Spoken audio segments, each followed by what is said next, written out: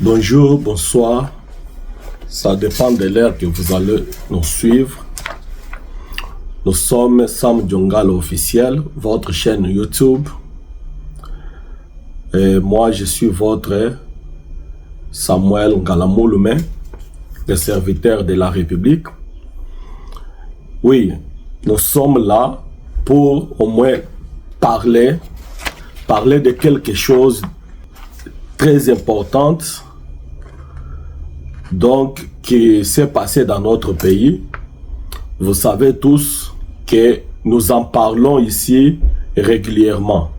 Nous disions que la manière dont les Rwandais se comportent risquerait de provoquer ou bien que les Américains puissent au moins les sanctionner. Et quand on parlait de cela, beaucoup n'y croyaient pas. Beaucoup ne pouvaient pas penser que les sanctions américaines pouvaient tomber.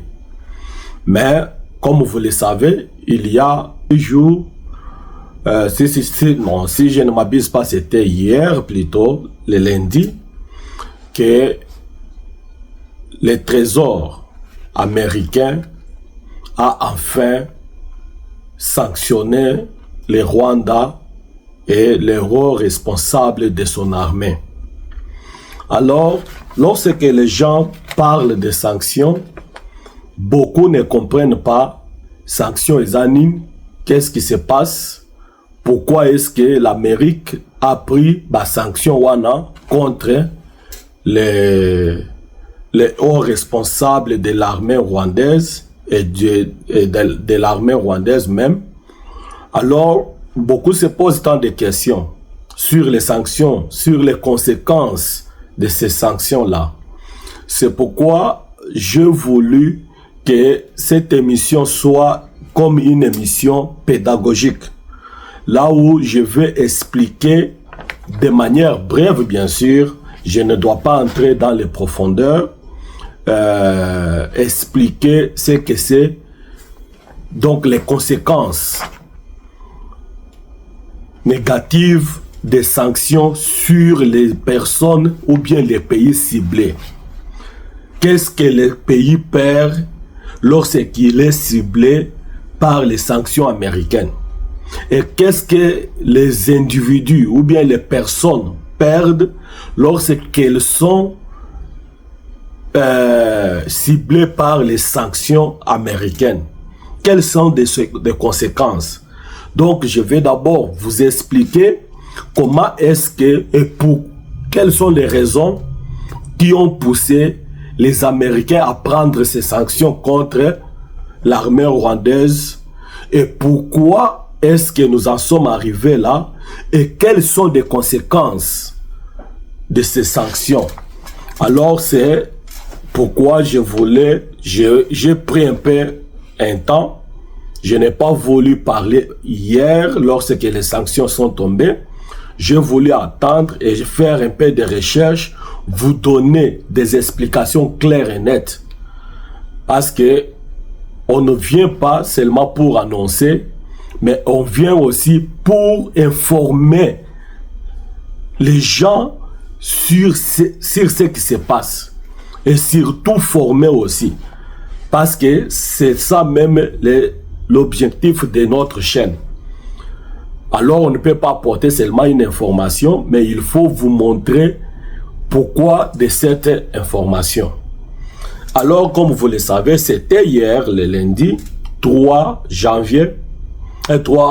mars plutôt, 2026, que l'Office de contrôle des avoirs étrangers, donc c'est ça le service qui a traité les dossiers et qui a ciblé les personnes et qui a sanctionné. C'est l'Office de contrôle des avoirs étrangers. On appelle ça en sigle OFAC. C'est un service qui se trouve dans le département du Trésor américain. Département du Trésor américain, c'est comme ministère des Finances de notre pays. Alors, ils ont imposé un certain nombre de sanctions aux forces de défense rwandaises, RDF, et aux cadres. Je veux préciser bien, ils ont parlé parce qu'il y a aide de conjonction. Dans les sanctions, il y a aide de conjonction entre les forces de défense rwandaises et les cadres de leurs responsables, de leurs hauts responsables. Alors il y a aide de conjonction. C'est là où il faut se poser des questions. Est-ce que les sanctions concernent seulement les 4 hauts responsables de l'armée rwandaise, ou soit les sanctions aussi sont pour l'armée rwandaise? Parce qu'on parle des sanctions des forces de défense rwandaises et des 4 hauts responsables. Alors, quels sont d'abord ces 4 hauts responsables qui sont ciblés par ces sanctions? Il y a d'abord le général Vincent Nyakaroudi, qui est le chef d'état-major de RDF. Vous savez, quand il s'agit de faire par exemple les achats, de faire, donc c'est le chef d'état-major qui est gestionnaire au quotidien de l'armée dans un pays. C'est lui qui gère au quotidien les affaires de l'armée. C'est lui qui s'occupe, que ce soit de l'acquisition des équipements militaires, des rations et de tout ce qui concerne le fonctionnement d'une armée dans un pays. Alors, posez-vous des questions. Pourquoi est-ce qu'il est ciblé?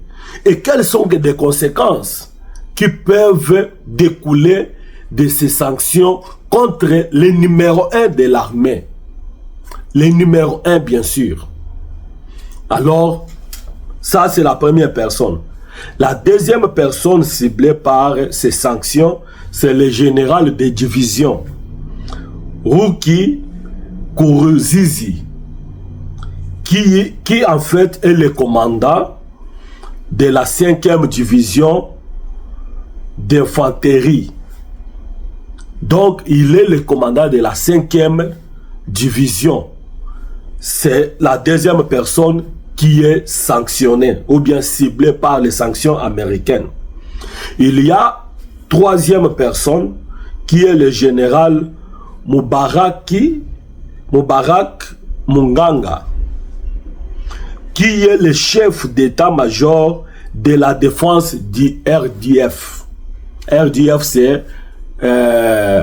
c'est l'abréviation de l'armée rwandaise, donc des forces de défense rwandaise. On appelle ça RDF ou bien FDR. Ça dépend. Donc l'une c'est en français, l'autre c'est une abréviation en anglais. C'est comme RDC, les Anglais abrègent ça d'IRC. Mais nous en français, on abrège ça RDC. C'est la même chose avec FDR et puis RDF. Donc c'est ça, ce n'est pas deux choses différentes, mais c'est juste l'appellation selon les langues ou bien la langue utilisée. Quatrième personne à être sanctionnée ou bien ciblée, c'est le général Stanislas Gashugi, qui est le commandant des forces d'opération spéciales de l'armée rwandaise. Ce sont là les 4 personnes qui sont ciblées. Et ces 4 personnes sont vraiment les personnes les plus importantes dans l'armée rwandaise. Et puis, je vais vous dire, l'Amérique sait pourquoi il a ciblé ces personnes. Et je vais vous lire même les motivations qui ont poussé les trésors, les départements du trésor américain à prendre des sanctions sur ces personnes.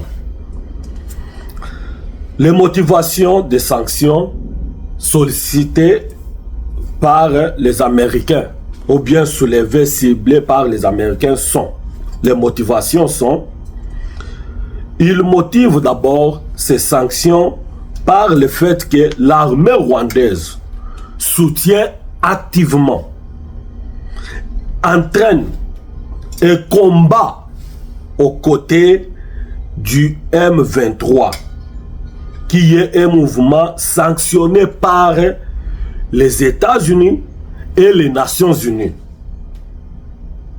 responsable des violations des droits humains et d'une crise de déplacement massif des populations en RDC. Je vous ai dit au début que ces sanctions, si vous observez bien, non seulement visent les hauts responsables de l'armée, mais visent également l'armée rwandaise.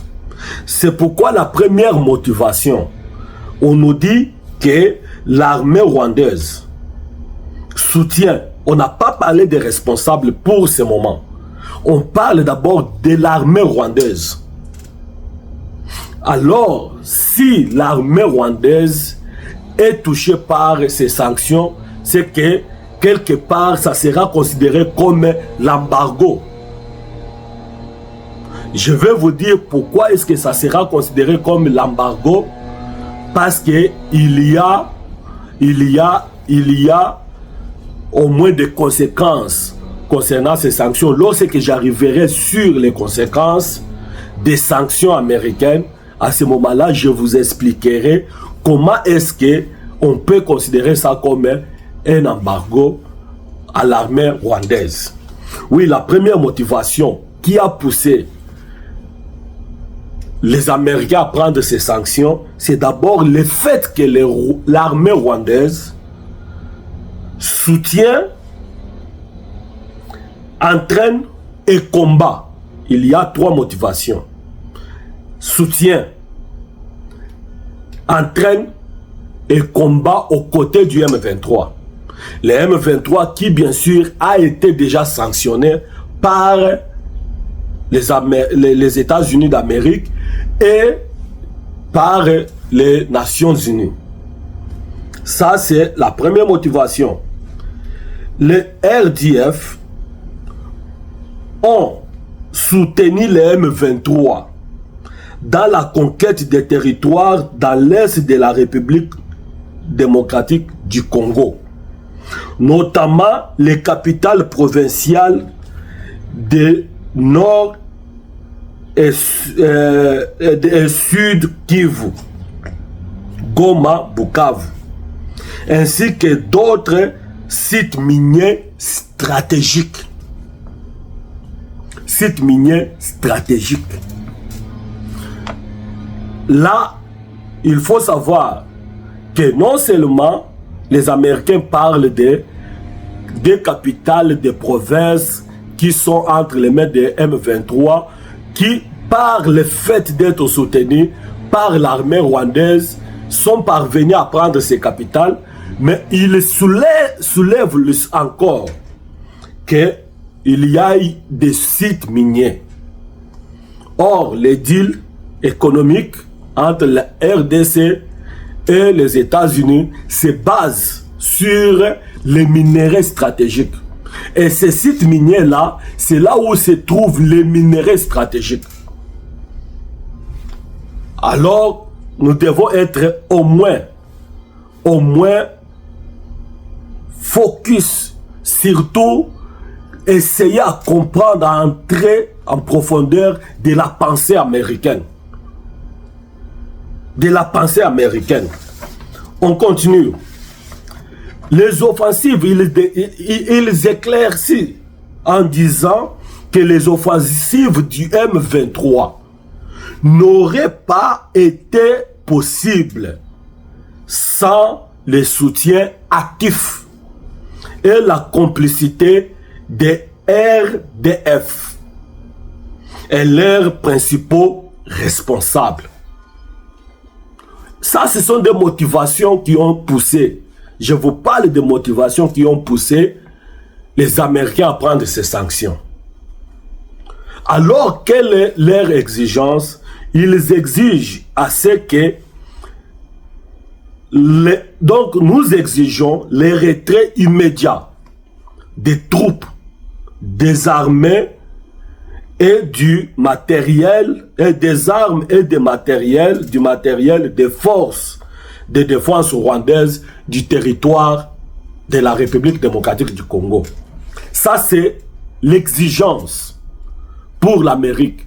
Les troupes ou bien l'armée rwandaise doit immédiatement se retirer du territoire congolais, retirer tout ce qu'ils ont amené sur les sols congolais. Ils ajoutent encore ceci, qu'ils ont sanctionné les motivations qui ont poussé encore le trésor public américain à sanctionner les hauts maintenant responsables. Avant, je parlais d'abord de l'armée rwandaise. Vous avez vu la différence qu'il y a même dans leur motivation. Ils ont d'abord parlé de l'armée rwandaise, maintenant ils parlent des hauts responsables. Les motivations qui les ont poussés à prendre des sanctions contre les hauts responsables de l'armée rwandaise. Quelles sont les motivations? Ils disent ceci, que ces responsables, ces hauts responsables bien sûr, des RDF, sont désignés conformément au décret présidentiel Executive Order IO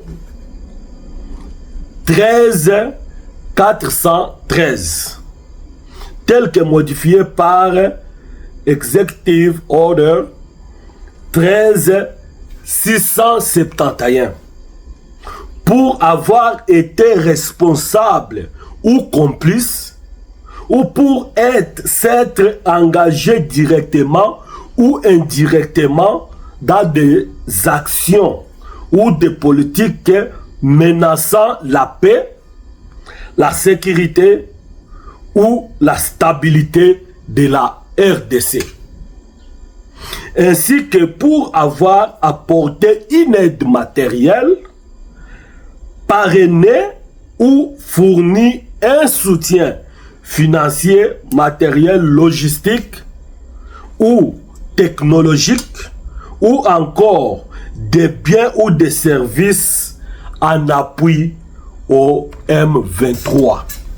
Ça, ce sont des motivations qui ont poussé les Américains à prendre des sanctions contre les hauts responsables de l'armée rwandaise. Vous avez compris là. C'est qu'il y a deux parties. Deux parties de ces sanctions. Il y a d'abord la partie qui concerne l'armée rwandaise et la partie qui concerne les 4 responsables ou bien les responsables de l'armée rwandaise.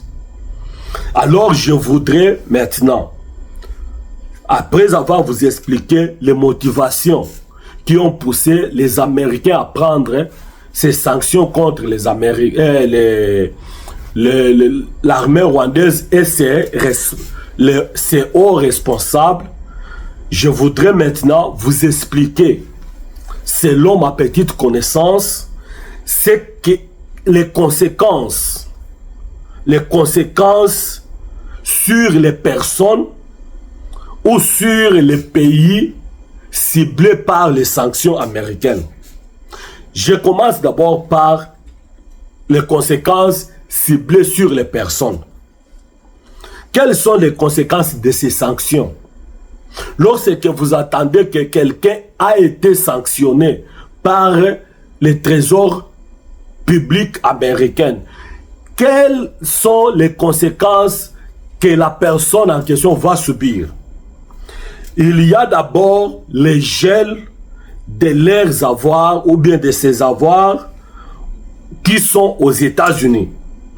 Ça, c'est la première des choses. Lorsque la personne est sanctionnée, il y a d'abord le gel. Donc, on bloque, on gèle ses biens, ses avoirs qui sont aux États-Unis. Et parmi ces avoirs-là, on ne parle pas seulement des maisons et tout consort. Parmi ces avoirs, on fait allusion même aux comptes bancaires, aux actifs situés aux États-Unis ou détenus par des personnes américaines. Donc tout ça sont bloqués.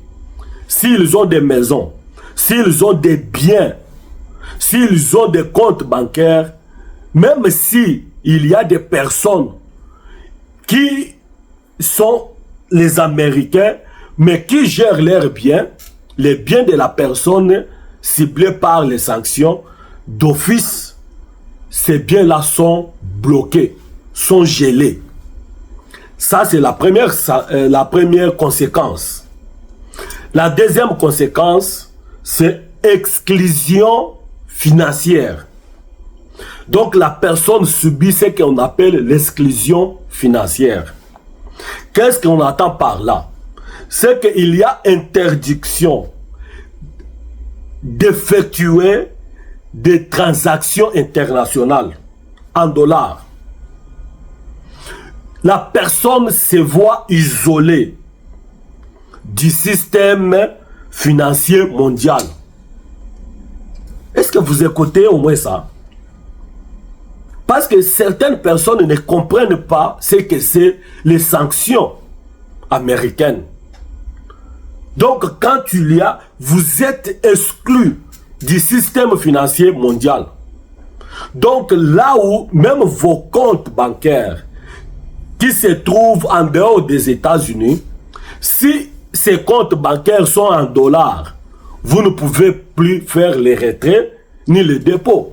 Vous êtes exclu du système financier mondial. Alors, il y a donc là où vous pouvez même comprendre que c'est le fait d'exclure cette personne-là du système SWIFT. Le système SWIFT permet à ce que, c'est le système qui permet à ce que la personne puisse effectuer des virements bancaires internationaux. Alors vous êtes exclu de ça. Alors ça c'est pour les personnes. Il y en a nombreuses les conséquences, mais j'ai pris ce qui est le plus important. J'ai pris ce qui est le plus important. Je n'ai pas voulu prendre beaucoup et puis l'émission sera très longue. Je ne voudrais pas ça. Alors, concernant maintenant les pays, écoutez ce que j'ai découvert sur les pays. On résume d'abord les sanctions contre un pays, que les sanctions isolent financièrement les pays ciblés en gelant leurs avoirs, interdisant l'usage des dollars et excluant leurs banques du réseau SWIFT. Ça, c'est pour les pays. Ces mesures provoquent des crises économiques, bloquent le commerce international, donc l'import et export, et entraînent des sanctions secondaires contre les entreprises tierces, forçant une dédollarisation du pays. Vous écoutez que les sanctions américaines ne sont pas eloko moko ya kosakana nango. Non, eza ya kosakana nango te. Donc, je résume ça. Pour les pays, concernant les pays, il y a isolement financier. Et je vous ai expliqué de l'isolement financier déjà, même c'est presque la même chose avec ce qui se passe pour les personnes, quand je vous ai parlé d'exclusion financière. Donc, il y a isolement du pays, isolement financier du pays sanctionné. Il y a choc économique. Même lorsque je vous ai expliqué, donné les explications, je vous ai dit que il y a d'abord, quand on exclut les pays du système bancaire international, donc directement il y a choc économique qui intervient. Il y a, l'économie peut connaître, donc le pays peut connaître une crise économique dans tous les domaines. Portée extraterritoriale, portée extraterritoriale. Donc des sanctions secondaires. Exclusion des systèmes SWIFT. Donc le pays se trouvera coupé des réseaux des messageries financières internationales. Paralysant, sera paralysé de tous les virements bancaires internationaux. Vous écoutez les conséquences. Ça, ce sont des conséquences, que ce soit pour les pays, que ce soit pour les personnes qui sont ciblées par les sanctions américaines. Alors, qu'est-ce que nous attendons maintenant de toutes ces sanctions contre l'armée rwandaise et contre les hauts responsables de l'armée rwandaise? Vous savez d'abord que l'armée, c'est comme une institution. C'est une institution. L'institution ne se gère pas. L'institution est gérée par des personnes. Ce sont des personnes qui gèrent au quotidien les institutions. Alors, lorsque ces personnes sont déjà ciblées par des sanctions américaines, d'office, ces sanctions aussi ont des conséquences sur le fonctionnement de l'institution. Pourquoi? Parce que, prenons l'exemple de ces hauts responsables de l'armée rwandaise. Il y a chef d'état-major général de l'armée rwandaise qui normalement devrait engager l'armée rwandaise partout à l'extérieur. Mais lorsqu'il est visé par ces sanctions, il ne peut plus. Parce que comment il peut aller négocier, par exemple, l'achat des équipements militaires à l'extérieur du pays pendant qu'il ne peut pas effectuer par son nom des transactions internationales? Et je vous ai dit que selon ma compréhension des choses, ces sanctions concernent et l'armée rwandaise et les hauts responsables de l'armée rwandaise.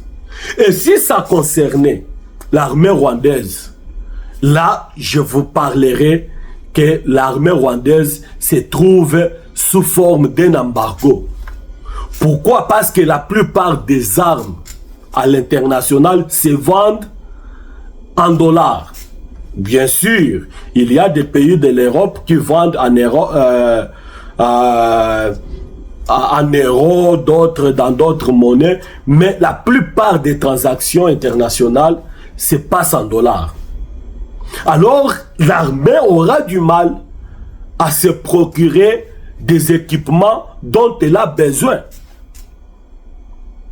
Et si l'armée a du mal à le faire, comment est-ce qu'elle voit financer maintenant ou bien continuer à soutenir les M23? D'office, les M23 aussi se trouvent dans ces cas-là.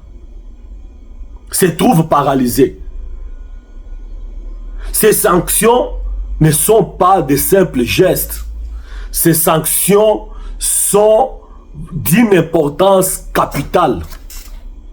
d'une importance capitale. Parce que non seulement ces hauts responsables ne peuvent plus aller pour représenter l'armée rwandaise, mais ils ne peuvent plus acheter le matériel de l'armée pour l'armée rwandaise. Et si ça concerne aussi l'armée rwandaise, d'office, l'armée ne peut pas effectuer des achats. C'est comme un embargo. C'est pourquoi je vous parlais que, apparemment, je vois comme si c'est un embargo. Apparemment. Bien que ce n'est pas le Conseil de sécurité des Nations Unies qui a prononcé ça, c'est le Trésor public américain, mais il y a certaines choses qui nous font croire que l'armée rwandaise aura du mal à s'en sortir dans cette situation-là. Et ceci, c'est aussi un signal fort au Paul Kagame pour qu'il comprenne qu'il est temps de quitter cette aventure. Il est temps de comprendre que l'Amérique ne joue pas. Regardez ce qui se passe au Moyen-Orient avec l'Iran. Il y a eu un peu de négociations. Donc l'Amérique a demandé à plusieurs reprises à l'Iran d'obtempérer. Mais ils n'ont pas pu. Ils n'ont pas fait cela. Quelles sont les conséquences? Aujourd'hui, nous avons ces conséquences-là que vous connaissez. Alors, Paul Kagame aussi, Azo Salbatetites. Mais Ekofutaye, ça c'est d'abord un signal. Ça c'est d'abord pour les sanctions de James Kabarebe, il avait commencé à pleurer. A fortiori maintenant pour ces sanctions. Alors, il est temps que ces messieurs comprennent que ces aventures sur notre sol, sur les sols congolais, est déjà à leur terme. Il doit comprendre ça. Et il doit s'arranger pour quitter immédiatement les pays pour que les choses ne puissent pas aller du mal au mal pour son pays. C'était ça, notre façon de vous expliquer ce que c'est les sanctions américaines et pourquoi les sanctions américaines. C'est pourquoi nous avions pris tout ce temps pour pouvoir vous expliquer clairement et vous donner, vous faciliter la compréhension des choses. C'était votre Samuel Ngalamouloume sur votre chaîne YouTube Sam Djongal officiel, que nous vous demandons de vous abonner. Et si vous n'êtes pas encore abonné, de pouvoir au moins aller vous abonner. Bien sûr, si vous êtes déjà abonné, de partager à vos amis, à vos connaissances, afin qu'ils puissent aussi s'abonner pour que nous puissions devenir une grande communauté. Merci, moi et vous, on se voit à la prochaine avec un nouveau numéro. Merci, bye.